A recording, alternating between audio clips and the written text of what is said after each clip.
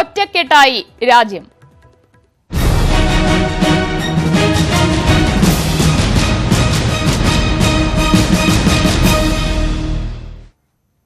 കശ്മീരിൽ ഭീകരാക്രമണം നടത്തിയവർക്കെതിരായ സൈന്യത്തിന്റെയും സർക്കാരിന്റെയും നടപടികൾക്ക് പൂർണ്ണ പിന്തുണ പ്രഖ്യാപിച്ച സർവകക്ഷി യോഗം. എപ്പോൾ, എങ്ങനെ, എവിടെ വെച്ച് തിരിച്ചടി നൽകണമെന്ന് സൈന്യം തീരുമാനിക്കുമെന്ന് പ്രധാനമന്ത്രി നരേന്ദ്രമോദി പറഞ്ഞു.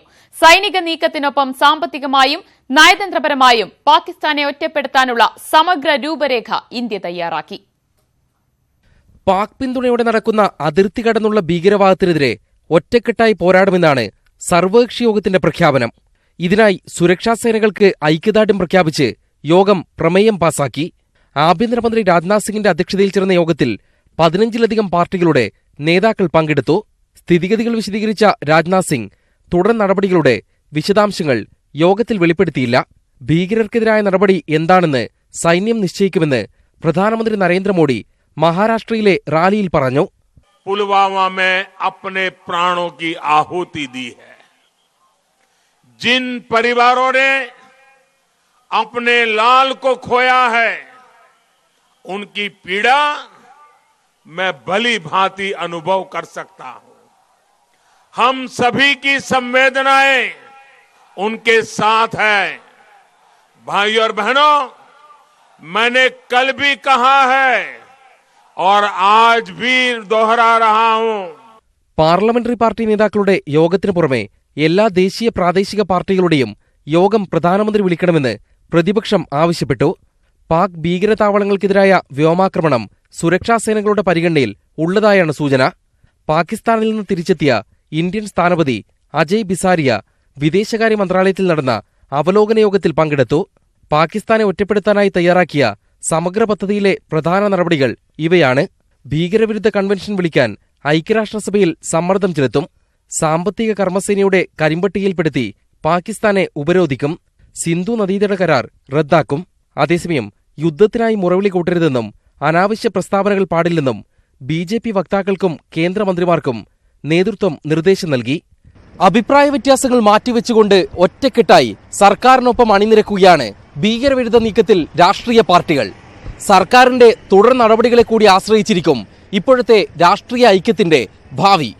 ഡൽഹിയിൽ നിന്നും ക്യാമറമാൻ ബിനു ബേസിലിനൊപ്പം എം ഉണ്ണികൃഷ്ണൻ, ന്യൂസ് 18. ഭീകരാക്രമണത്തിൽ കൊല്ലപ്പെട്ട VV വസന്തകുമാറിന്റെ മൃതദേഹം ജന്മനാടായ വയനാട്ടിൽ എത്തിക്കുകയാണ്. തത്സമയ സംപ്രേഷണമാണ് കാണുന്നത്. ജില്ലാ കളക്ടർ അമിത് മീണ സംസ്ഥാന സർക്കാരിന് വേണ്ടി കരിപ്പൂർ വിമാനത്താവളത്തിൽ നിന്ന് മൃതദേഹം ഏറ്റുവാങ്ങുകയാണുണ്ടായത്. കേന്ദ്രമന്ത്രി അൽഫോൺസ് കണ്ണന്താനം, സംസ്ഥാന മന്ത്രിമാർ തുടങ്ങിയവരും വിമാനത്താവളത്തിലെത്തി വസന്തകുമാറിന്റെ മൃതദേഹത്തിൽ അന്ത്യോപചാരം അർപ്പിച്ചിരുന്നു.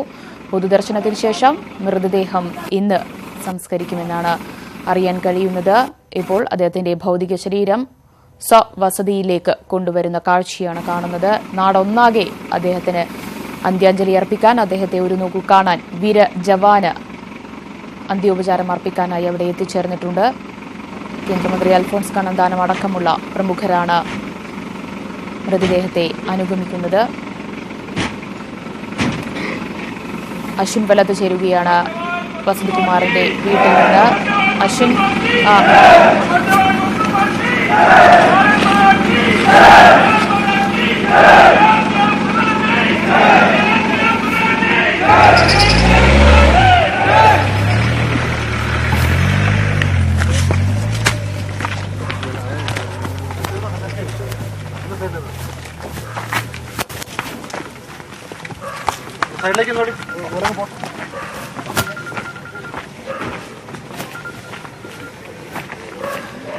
അശ്വിൻ വല്ലത്ത് ചേരുകയാണ്. അശ്വിൻ, വസന്തകുമാറിന്റെ ഭൌതിക ശരീരം വീട്ടിലെത്തിച്ചിരിക്കുകയാണ്. അവിടെ എത്ര മണിവരെ പൊതുദർശനത്തിന് വയ്ക്കുമെന്നാണ് അറിയാൻ കഴിയുന്നത്? അതിനുശേഷം എത്ര മണിയോടുകൂടി സംസ്കാരം നടക്കും? ദിവ്യ, കഴിഞ്ഞ ദിവസം മരിച്ച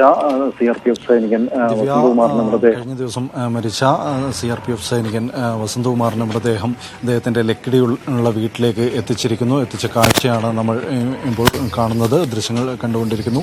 ഇവിടെ അല്പസമയം മാത്രമേ ലക്കിടിയിലെ ഈ വീട്ടിൽ ഭൗതിക ശരീരം വയ്ക്കുകയുള്ളൂ. അരമണിക്കൂറിനുള്ളിൽ തന്നെ ഇവിടെ അടുത്ത് ലക്കിടി LP സ്കൂളിൽ വസന്തകുമാർ പ്രാഥമിക വിദ്യാഭ്യാസം പൂർത്തിയാക്കി. ലക്കിടി LP സ്കൂളിലാണ് പൊതുദർശനത്തിന് സൗകര്യമൊരുക്കിയിട്ടുള്ളത്. അവിടെയാകും പൊതുദർശനം. ഇവിടെ ഇങ്ങോട്ടേക്ക് ഉള്ള വഴി ഇടുങ്ങിയതായതുകൊണ്ടും മറ്റ് ഗതാഗത തടസ്സങ്ങൾ ഉണ്ടാവാൻ സാധ്യതയുള്ളതുകൊണ്ടും അവിടെയാണ് പൊതുദർശനത്തിന് സൗകര്യമൊരുക്കിയിരിക്കുന്നത്. അല്പസമയത്തിനകം ഔദ്യോഗിക ചടങ്ങുകൾക്കും കുടുംബാംഗങ്ങൾക്ക് അദ്ദേഹത്തെ കാണാനുള്ള അവസരം നൽകിയതിന് ശേഷം ഭൗതിക ശരീരം ലക്കിടി LP സ്കൂളിലേക്ക് കൊണ്ടുപോകും. അത് ഒരു അരമണിക്കൂറിനുള്ളിൽ തന്നെ ഉണ്ടാവും. പിന്നീട് അവിടെ 1 മണിക്കൂറോളം സമയം ജനങ്ങൾക്ക്, അവിടെ തടിച്ചുകൂടിയ ജനങ്ങൾക്ക്, വസന്തകുമാറിൻ്റെ നാട്ടുകാർക്ക് അദ്ദേഹത്തിൻ്റെ ഭൗതിക ശരീരത്തിൽ ആദരാഞ്ജലികൾ അർപ്പിക്കാനുള്ള അവസരമായിരിക്കും. 1 മണിക്കൂർ സമയം ഭൗതിക ശരീരം അവിടെ സൂക്ഷിക്കും. പിന്നീട് തൃക്കൈപ്പറ്റയിലെ ഇദ്ദേഹത്തിൻ്റെ കുടുംബ ശ്മശാനത്തിലേക്കാണ് ഭൗതിക ശരീരം കൊണ്ടുപോകുന്നത്. അവിടെയാണ് അദ്ദേഹത്തിൻ്റെ അന്തിമ ചടങ്ങുകൾ നടത്തുന്നത്. വയനാട്ടിലെ ആദിവാസി ഗോത്ര വിഭാഗമായ കുറുമ വിഭാഗത്തിൽപ്പെട്ട വസന്തകുമാറിൻ്റെ കുടുംബ ചടങ്ങുകളെല്ലാം തന്നെ ഈ തൃക്കൈപ്പറ്റയിലെ കുടുംബ വീട്ടിലാണ് നടക്കുന്നത്. ഏതാണ്ട് 25 കിലോമീറ്ററോളം ദൂരമുണ്ട് ഇവിടെ നിന്ന് തൃക്കൈപ്പറ്റയിലേക്ക്. ഏതാണ്ട് ഇവിടെ നിന്ന് 1/4 മണിക്കൂറിന് ശേഷം, 1 മണിക്കൂർ പൊതുദർശനത്തിന് ശേഷം 1/4 മണിക്കൂർ യാത്രയ്ക്ക് ശേഷം അവിടെ തൃക്കൈപ്പറ്റയിലെ കുടുംബ ശ്മശാനത്ത് എത്തിച്ചേരും. അവിടെയാണ് പൂർണ്ണ സൈനിക ബഹുമതികളോടുകൂടി ഈ ശവസംസ്കാര ചടങ്ങുകൾ ഉണ്ടാവുക. ഏതായാലും ഇപ്പോൾ ബന്ധുക്കൾക്ക് കാണാനുള്ളൊരു അവസരമാണ് ഇപ്പോൾ ഉള്ളത്. ഇവിടെ വെച്ച് CRPF സൈനിക ഉദ്യോഗസ്ഥർ, CRPFൻ്റെ ഉന്നത സൈനിക ഉദ്യോഗസ്ഥരെല്ലാം ഇവിടെ എത്തിയിട്ടുണ്ട്. വസന്തകുമാറിൻ്റെ ഔദ്യോഗിക വസ്ത്രവും അതേപോലെ തന്നെ അദ്ദേഹത്തിൻ്റെ മെഡലുകൾ തുടങ്ങിയ കാര്യങ്ങളെല്ലാം തന്നെ കുടുംബത്തിന് കൈമാറുന്ന ഒരു ചടങ്ങ് കൂടെ ഇവിടെ പൂർത്തിയാക്കാനുണ്ട്. അതിനുശേഷം ബന്ധുക്കൾക്കെല്ലാം ഇവിടെ പൊതുദർശനം സ്കൂളിലായിരുന്നിട്ട് കൂടി വീട്ടിൽ നൂറുകണക്കിന് ആളുകളാണ് തടിച്ചുകൂടിയിരിക്കുന്നത്. ഇവർക്കെല്ലാം ഒരു നോക്ക് കാണുവാനുള്ളൊരു അവസരം കൊടുത്തതിന് ശേഷം പിന്നീട് ഇവിടെ നിന്ന് മൃതദേഹം താഴെ അല്പം ഒരു 1.5 കിലോമീറ്റർ മാറിയാണ് ലക്കിടി LP സ്കൂളുള്ളത്. അങ്ങോട്ടേക്ക് കൊണ്ടുപോകും. നമുക്കറിയാം, ഫെബ്രുവരി 2-ാം തീയതിയാണ് ഏറ്റവും അവസാനം വസന്തകുമാർ നാട്ടിലെത്തിയത്. ഏതാണ്ട് ഒരാഴ്ചയോളം കാലം വസന്തകുമാർ വീട്ടിലുണ്ടായിരുന്നു. ഫെബ്രുവരി 8-ാം തീയതിയാണ് വസന്തകുമാർ മടങ്ങിപ്പോകുന്നത്. ഒരു സ്ഥാനക്കയറ്റത്തിനിടയിലുള്ള ഒരു അവധി ലഭിച്ചിട്ടാണ് വസന്തകുമാർ ലക്കിടിയിലെ ഈ വീട്ടിൽ കഴിഞ്ഞ ഫെബ്രുവരി 2 മുതൽ 8 വരെ ചെലവിട്ടത്. അവിടെ നിന്ന് 8-ാം തീയതി മടങ്ങിപ്പോയ വസന്തകുമാർ തൻ്റെ ആദ്യത്തെ സ്ഥാനക്കയറ്റം ലഭിച്ചതിന് ശേഷമുള്ള ആദ്യത്തെ സൈനിക ദൗത്യത്തിനിടയിലാണ് കൊല്ലപ്പെടുന്നത്. ഈ വാഹനത്തിൽ കയറുന്നതിന് ഏതാനും നിമിഷങ്ങൾക്ക് മുൻപ് വരെ കുടുംബവുമായി ബന്ധപ്പെട്ടിരുന്നു, അമ്മയുമായി സംസാരിച്ചിരുന്നു വസന്തകുമാർ. ഇപ്പോൾ ഏതായാലും ഈ നാട് അത്യന്തം ദുഃഖത്തിലാണ്. അല്പസമയത്തിനകം പൊതുദർശനത്തിന് വേണ്ടി ഇവിടെ നിന്നും ഭൗതിക ശരീരം ഭീകരാക്രമണത്തിൽ കൊല്ലപ്പെട്ട VV വസന്തകുമാറിന്റെ മൃതദേഹം ജന്മനാടായ വയനാട്ടിലെ അദ്ദേഹത്തിന്റെ വസതിയിൽ എത്തിച്ചിരിക്കുകയാണ്. അവിടെ അല്പസമയം അവിടെ കുടുംബാംഗങ്ങൾക്കും ബന്ധുക്കൾക്കും കാണാനുള്ള അവസരമൊരുക്കും. അതിനുശേഷം ലക്കിടി LP സ്കൂളിലേക്ക് പൊതുദർശനത്തിനായി കൊണ്ടുപോകും. വിശദാംശങ്ങളാണ് അശ്വിൻ വല്ലത്ത് നൽകിയത്. മറ്റു വാർത്തയിലേക്ക്. വസന്തകുമാറിന്റെ കുടുംബത്തിന്റെ സംരക്ഷണം ഉറപ്പാക്കാൻ വേണ്ട നടപടികൾ സംസ്ഥാന സർക്കാർ സ്വീകരിക്കുമെന്ന് മന്ത്രി EP ജയരാജൻ. മുഖ്യമന്ത്രി തിരിച്ചെത്തിയാൽ മന്ത്രിസഭ തീരുമാനമെടുക്കുമെന്നും EP ജയരാജൻ വ്യക്തമാക്കി. ശ്രീ വസന്തകുമാറിന്റെ കുടുംബത്തെ സംരക്ഷിക്കാൻ ആവശ്യമായിട്ടുള്ള എല്ലാ നടപടികളും ഗവൺമെന്റ് സ്വീകരിക്കും. ഈ മാസം 19-ാം തീയതി ക്യാബിനറ്റ് ചേരുന്നുണ്ട്. ആ ക്യാബിനറ്റ് യോഗത്തിൽ സംരക്ഷണത്തിന് ആവശ്യമുള്ള എല്ലാ കാര്യങ്ങളും തീരുമാനിക്കും. പാകിസ്ഥാന് ശക്തമായ മുന്നറിയിപ്പുമായി അമേരിക്ക. തീവ്രവാദികൾക്ക് പിന്തുണ നൽകുന്നത് പാകിസ്ഥാൻ അവസാനിപ്പിക്കണമെന്ന് അമേരിക്ക ആവശ്യപ്പെട്ടു. 48 രാജ്യങ്ങൾ ഇന്ത്യയുടെ നിലപാടിന് പിന്തുണ അറിയിച്ചു. കൂടുതൽ ലോകരാജ്യങ്ങളുമായി ഇന്ത്യ ആശയവിനിമയം തുടരുകയാണ്. നയതന്ത്രപരമായി ഒറ്റപ്പെടുത്താനുള്ള നീക്കം വിഫലമാകുമെന്നായിരുന്നു പാകിസ്ഥാന്റെ പ്രതികരണം. സ്വയം പ്രതിരോധത്തിന് ഇന്ത്യ സ്വീകരിക്കുന്ന എല്ലാ നടപടികൾക്കും അമേരിക്ക പൂർണ്ണ പിന്തുണ നൽകി. ദേശീയ സുരക്ഷാ ഉപദേഷ്ടാവ് അജിത് ദോവലിനെ ടെലിഫോണിൽ വിളിച്ച് അമേരിക്കൻ സുരക്ഷാ ഉപദേഷ്ടാവ് ജോൺ ബോൾട്ടനാണ് നിലപാട് അറിയിച്ചത്. പുൽവാമ ആക്രമണത്തിന് ശേഷം ഇത് 2-ാം തവണയാണ് അമേരിക്കൻ സുരക്ഷാ ഉപദേഷ്ടാവ് ഇന്ത്യൻ ഉദ്യോഗസ്ഥരെ വിളിക്കുന്നത്. തീവ്രവാദത്തിനും തീവ്രവാദികൾക്കും പിന്തുണ നൽകുന്നത് പാകിസ്ഥാൻ അവസാനിപ്പിക്കണമെന്ന് ജോൺ ബോൾട്ടൻ പറഞ്ഞു. 48 രാജ്യങ്ങളാണ് ഇതുവരെ ഇന്ത്യയുടെ നിലപാടിന് പൂർണ്ണ പിന്തുണ പ്രഖ്യാപിച്ചത്. അക്രമത്തെ അപലപിച്ചെങ്കിലും മസൂദ് അസറിനെ അന്താരാഷ്ട്ര ഭീകരനായി പ്രഖ്യാപിക്കണമെന്ന ഇന്ത്യൻ നിലപാട് ചൈന അംഗീകരിച്ചിട്ടില്ല. G20 രാജ്യങ്ങളുടെയും UN സുരക്ഷാ സമിതിയിലെ മറ്റ് അംഗങ്ങളുടെയും നിലപാടിലാണ് ഇന്ത്യയുടെ പ്രതീക്ഷ. സുരക്ഷാ സമിതിയിൽ മസൂദിനും പാകിസ്ഥാനും എതിരെ പ്രമേയം കൊണ്ടുവരാനാണ് ഇന്ത്യയുടെ ശ്രമം. അക്രമത്തിൽ പങ്കില്ലെന്ന നിലപാടിൽ പാകിസ്ഥാൻ ഉറച്ചു നിൽക്കുകയാണ്. നയതന്ത്രപരമായി ഒറ്റപ്പെടുത്താനുള്ള നീക്കം വിഫലമാകുമെന്ന് പാക് വിദേശകാര്യമന്ത്രി എസ്.എം. ഖുറേഷി പറഞ്ഞു. हिंदुस्तान का जो रिएक्शन आया है इस वाक़े के बाद वो नी जॉक रिएक्शन था.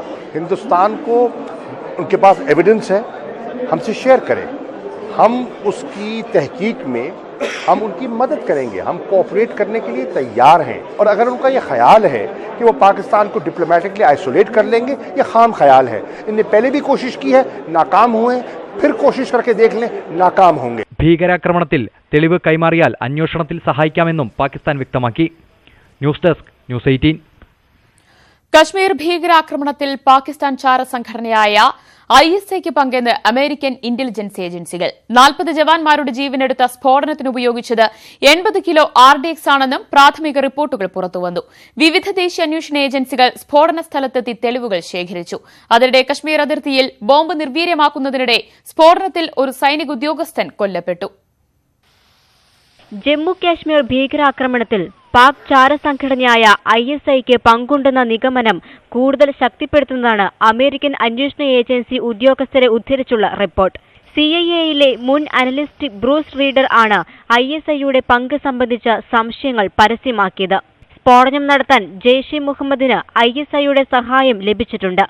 ആക്രമണത്തിന്റെ ആസൂത്രണം നടന്നത് പാകിസ്ഥാനിലാണെന്ന് സംശയിക്കുന്നതായും റീഡൽ പറഞ്ഞു. ഒബാമയുടെ ഭരണകാലത്ത് ദേശീയ സുരക്ഷാ കൌൺസിൽ ഉദ്യോഗസ്ഥനായിരുന്ന അനീഷ് ഗോയലും ഇതേ അഭിപ്രായം പങ്കുവച്ചു. ദേശീയ അന്വേഷണ ഏജൻസി ഉദ്യോഗസ്ഥരും കേന്ദ്ര ഫോറൻസിക് സംഘവും സംയുക്ത അന്വേഷണങ്ങളാണ് നടത്തുന്നത്. സ്ഫോടനം നടന്ന സ്ഥലത്തിന്റെ 15 കിലോമീറ്റർ ചുറ്റളവിലാണ് NIA-യുടെ അന്വേഷണം. സ്ഫോടന സാമഗ്രികൾ വാഹനത്തിൽ സ്ഥാപിച്ചത് ആക്രമണത്തിന്റെ തലേദിവസം മാത്രമാണെന്നാണ് വിലയിരുത്തൽ. 80 കിലോ RDX ആണ് വാഹനത്തിൽ ഉണ്ടായിരുന്നത് എന്നാണ് നിഗമനം. 350 കിലോ സ്ഫോടക വസ്തു ഉണ്ടായിരുന്നുവെന്ന ആദ്യ റിപ്പോർട്ട് ശരിയല്ലെന്നും NIA വിലയിരുത്തുന്നു.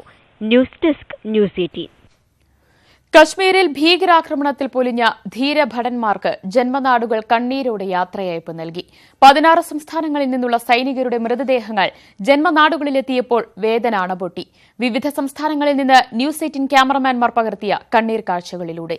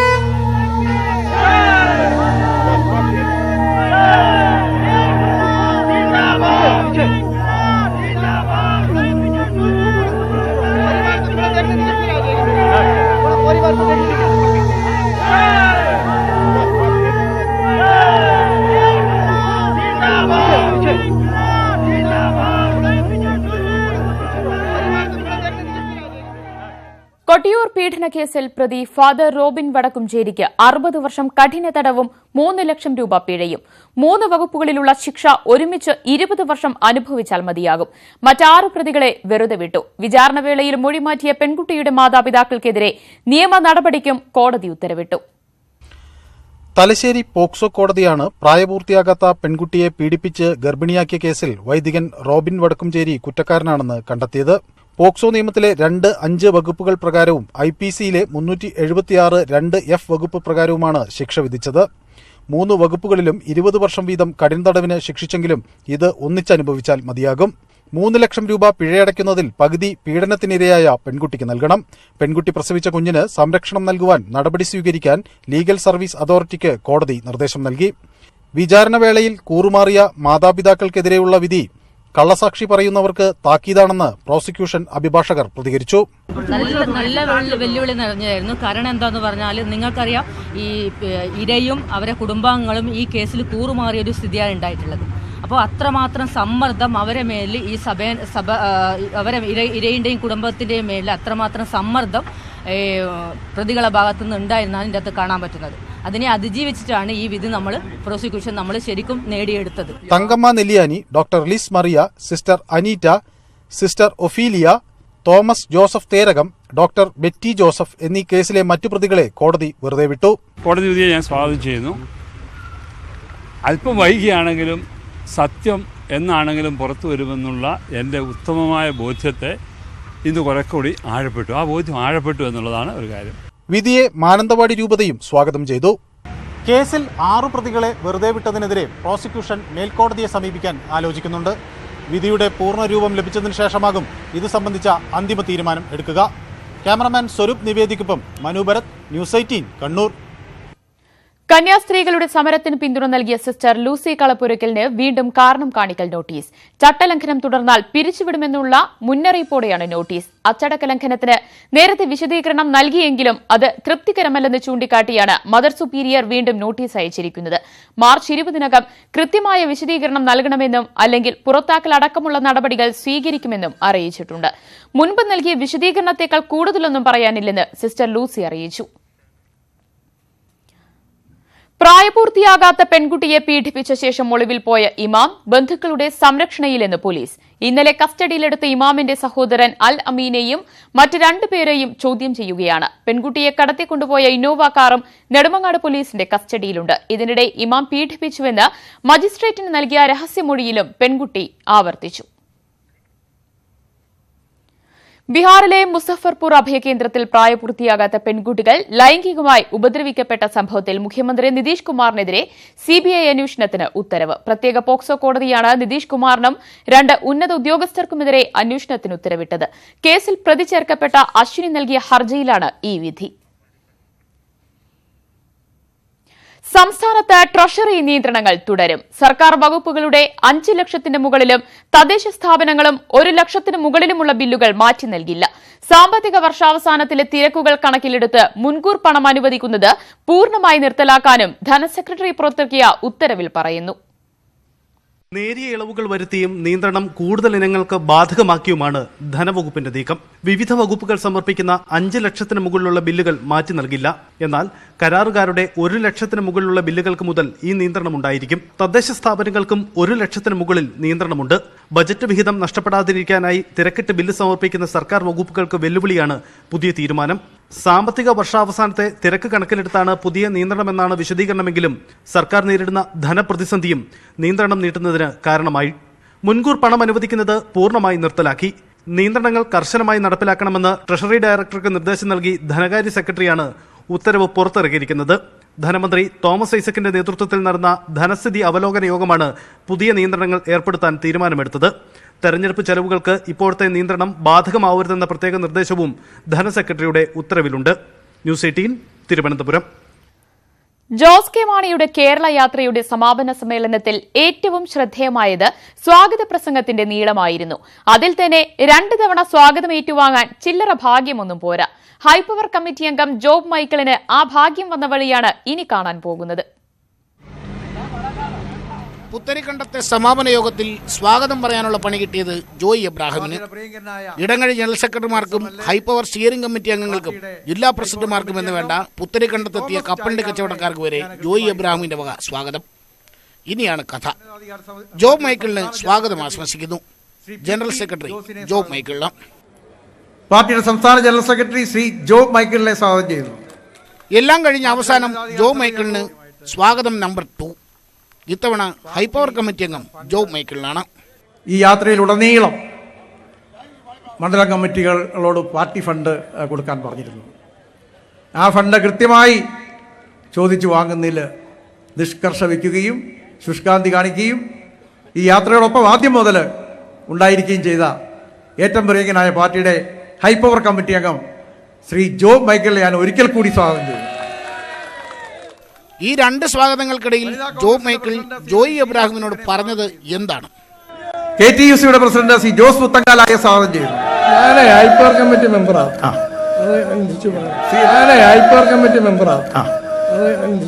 ശ്രീ റജി കുന്നങ്കോട് കർഷക യൂണിയന്റെ സംസ്ഥാന പ്രസിഡന്റ് ശ്രീ റജി കുന്നങ്കോടിനെ സ്വാഗതം ചെയ്യുന്നു.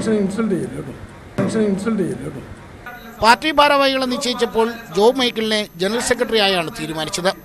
മുതിർന്ന നേതാവ് CF തോമസിന്റെ സഹോദരൻ സാജൻ ഫ്രാൻസിസിനെ ഹൈപ്പവർ കമ്മിറ്റി അംഗമാക്കി. ഇതോടെ ജോബ് മൈക്കിൾ ഉടക്കിയെന്നാണ് പാർട്ടിയിലെ കഥ. ജോ മൈക്കിളിനും ഹൈ പവർ കമ്മിറ്റിയിൽ ഇടം നൽകിയാണ് പ്രശ്നം പരിഹരിച്ചത്. അങ്ങനെ ഹൈ പവറിലിരിക്കുന്ന ഒരാളെ ഇടങ്ങഴി ജനറൽ സെക്രട്ടറിമാരിൽ ഒരാളാക്കിയാൽ ജോ മൈക്കിൾ എങ്ങനെ സഹിക്കും? S Lallu, news 18, Thiruvananthapuram. NSSനെ ചൊല്ലി ഇടതു വലതു മുന്നണി തർക്കം. NSS ശത്രുവല്ലെന്നും സഹകരിച്ച് പ്രവർത്തിക്കാൻ തയ്യാറാണെന്നും കോടിയേരി. മന്നത്ത് പത്മനാഭന്റെ കുത്തക ആരും ഏറ്റെടുക്കേണ്ടെന്ന് മന്ത്രി AK ബാലൻ. കോടിയേരിക്ക് മാനസിക നില തെറ്റിയെന്നും സുകുമാരൻ നായരെ മോശക്കാരനാക്കാനാണ് കോടിയേരിയുടെ ശ്രമമെന്നും K മുരളീധരന്റെ തിരിച്ചടി. ശബരിമല സ്ത്രീ പ്രവേശന വിഷയത്തിൽ സർക്കാരുമായി ഇടഞ്ഞു നിൽക്കുന്ന NSS ലോക്സഭാ തിരഞ്ഞെടുപ്പിൽ സ്വീകരിക്കുന്ന നിലപാടിലാണ് മുന്നണികളുടെ കണ്ണ്. NSSനോട് ശത്രുതാ മനോഭാവമില്ലെന്ന് വ്യക്തമാക്കിയ CPM സംസ്ഥാന സെക്രട്ടറി കോടിയേരി ബാലകൃഷ്ണൻ NSSലെ മഹാഭൂരിപക്ഷം അംഗങ്ങളും ഇടതുമുന്നണിക്കൊപ്പമാണെന്നും അവകാശപ്പെട്ടു. സാമുദായിക സംഘടനകൾ കമ്മ്യൂണിസ്റ്റ് പ്രസ്ഥാനത്തിന്റെ ശത്രുക്കളല്ല. ഇപ്പോൾ NSS ഒരു നിലപാട് സ്വീകരിച്ചിട്ടുണ്ടല്ലോ. NSSനെ ഞങ്ങൾ ശത്രുക്കളായിട്ട് കാണുന്നില്ല.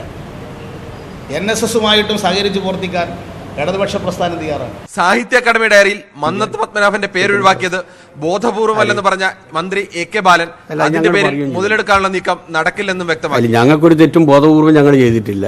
എന്തെങ്കിലും ഒരു തെറ്റ് ചൂണ്ടിക്കാണിച്ചാൽ തിരുത്തുകയും ചെയ്യും. അക്കാര്യത്തിൽ യാതൊരു സംശയമില്ല. NSS പിന്തുണ BJPക്കല്ല UDFനാണ് കിട്ടുകയെന്ന് അവകാശപ്പെടുകയാണ് KPCC പ്രചരണ സമിതി ചെയർമാൻ K മുരളീധരൻ. പിന്നെ NSSനെ RSS ആക്കാൻ കോടിയേരി ശ്രമിക്കുകയാണ്. കോടിയേരിയുടെ ആ ശ്രമങ്ങളൊന്നും ഇവിടെ നടപ്പാക്കില്ല. കോടിയേരിക്ക് ഇപ്പൊ ഏതാണ്ട് മാനസിക നില തെറ്റിയ പോലെയാണ്. NSS നേതൃത്വത്തിനെതിരായ ആരോപണങ്ങളെ ചെറുക്കാൻ മുന്നിൽ നിന്ന് വോട്ടുറപ്പാക്കാൻ കോൺഗ്രസ് ശ്രമിക്കുമ്പോൾ നേതൃത്വം ഇടഞ്ഞു നിന്നാലും അണികളെ ഒപ്പം നിർത്താനുള്ള ശ്രമമാണ് CPMന്റേത്. Political bureau, news 18. LDFന്റെ വടക്കൻ മേഖല കേരള സംരക്ഷണ യാത്രയ്ക്ക് കാസർഗോഡ് തുടക്കമായി. കാനം രാജേന്ദ്രൻ നയിക്കുന്ന ജാഥ ഉപ്പളയിൽ CPM general secretary Sitaram Yechury ഉദ്ഘാടനം ചെയ്ത് സംസാരിക്കുകയാണ്. തത്സമയ സംപ്രേഷണം. केरल के अंदर जो समस्याएं हैं, जो काम आप कर रहे हो, उसके बारे में पूरी दुनिया के अंदर प्रशंसा है. ये जो बाढ़ जो आया या प्रलय जो आया, उसका सामना आप लोगों ने कैसे किया, ये उदाहरण है उस एकता का. ये उदाहरण है उस एकता का कि हिंदू ना, मुसलमान ना, क्रिश्चियन ना, कोई भी मलयाली कहीं भी हो पूरे दुनिया में, और उसके साथ देश के लोग जो आपके साथ इस संकट में आपकी मदद करने के लिए उतरा है. करोड़ों रुपए अपने आप लोग आकर देने लगे हैं कि केरल को भेजना आप वहां पे उनसे इस प्रलय से बचाने के लिए हमारे दफ्तर. വരുന്ന ലോക്സഭാ തെരഞ്ഞെടുപ്പിൽ പരീക്ഷണങ്ങൾ നടത്താനില്ലെന്ന് CPI സംസ്ഥാന സെക്രട്ടറി കാനം രാജേന്ദ്രൻ. വിജയസാധ്യത മാത്രമാണ് ലക്ഷ്യം വയ്ക്കുന്നത്. തൃശൂർ MPയുടെ പ്രവർത്തനങ്ങളെക്കുറിച്ച് ചർച്ചകൾ നടന്നിട്ടില്ല. പ്രവർത്തകരെ പാർട്ടി ചിഹ്നത്തിൽ മാത്രമേ മത്സരിപ്പിക്കുകയുള്ളൂ എന്നാണ് പാർട്ടി തീരുമാനം. തെരഞ്ഞെടുപ്പിൽ മത്സരിക്കാനില്ലെന്നും കാനം വ്യക്തമാക്കി. ന്യൂസ് 18 വരികൾക്കിടയിൽ എന്ന പരിപാടിയിൽ സംസാരിക്കുകയായിരുന്നു അദ്ദേഹം. അനേകം പാർലമെന്റ് സീറ്റുകൾ വിജയിക്കാൻ സാധ്യതയുള്ളൊരു പാർട്ടിയാണ് എന്ന് ഞങ്ങൾക്ക് തോന്നുന്നുണ്ടെങ്കിൽ മാത്രമല്ലേ പരീക്ഷണങ്ങളെല്ലാം നടത്തൂ.